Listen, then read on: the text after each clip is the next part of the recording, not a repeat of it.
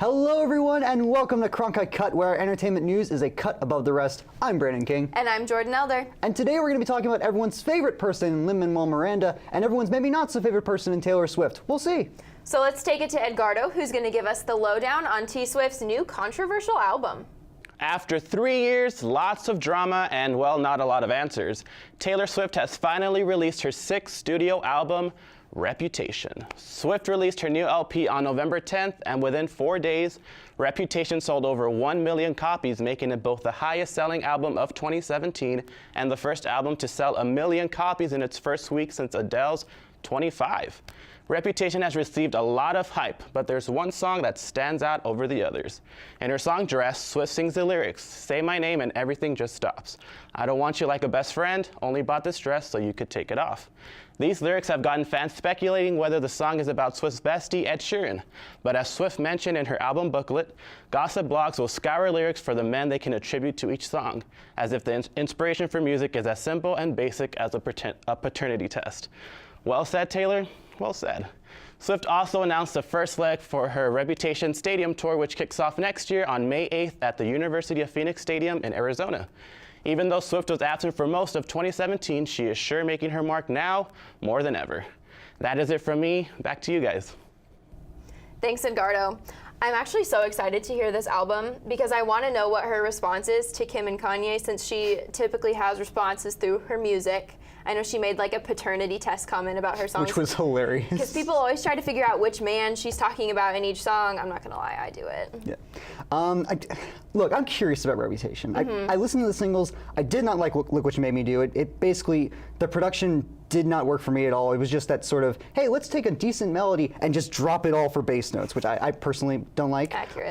But I did like Gorgeous. I thought Gorgeous was a decent track. So I know a lot of people have liked the album. A lot of people have just been straight trashing the album. So I'm curious to give it a listen. Do you have a favorite Taylor Swift record? I can't think of one off the top of my head. I kind of liked Speak Now.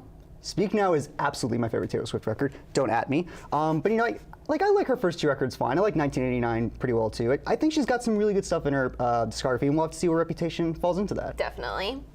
So moving on into the world of film news for a second, Prince Charming, one of the most sort of iconic fairy tale characters there is, but he's been a bit of a blank slate over the years, sans a couple of interpretations here and there. Well, now we know that Disney is taking another crack at the character. According to an exclusive from The Hollywood Reporter, Stephen Chbosky, who is best known as the writer and director for films like Perks of Being a Wallflower and who wrote the recent live-action Beauty and the Beast movie, he has been attached to direct and write this new adaptation of the character. But there's a bit of a twist. The movie is supposed to be centered around the character of Prince Charming, his brother, who never sort of lived up to the character of Prince Charming. It's a weird sort of premise, although Disney has basically given no other details besides the fact that Chbosky is attached.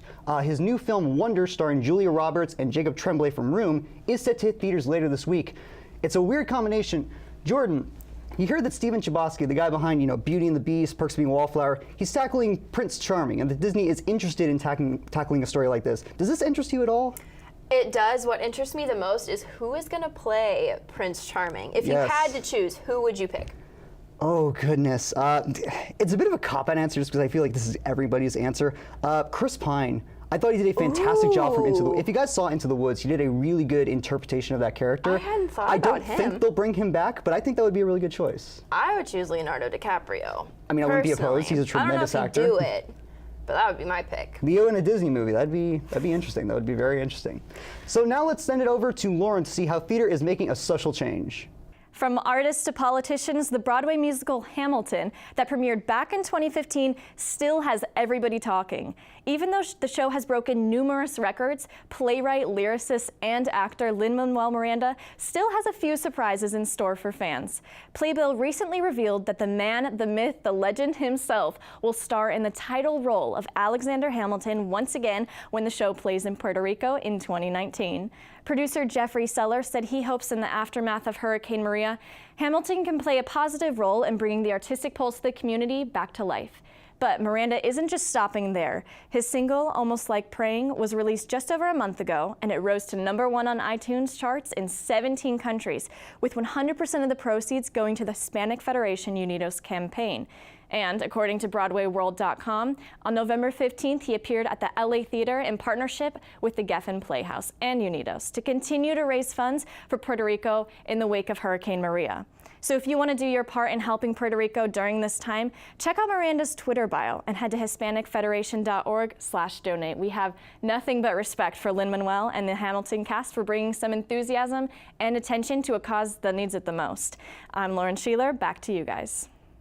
Thanks, Lauren. That'll do it for this week's finale episode of Cronkite Cut. So sad the season is ending, but remember that we are always online and on social media, so check us out for all the updates at Cronkite_cut. And for all the latest episodes and bloopers, check out our website, cronkitecut.com, or our YouTube channel if you decide you miss us over the break. We'll be back next season. I'm Jordan Elder. And I'm Brandon King. Cronkite Cut is your source for entertainment news, a cut above the rest. And Brandon, I have to say, it has been a pleasure hosting with you this semester. It has absolutely been an honor. Thank you so much, Jordan.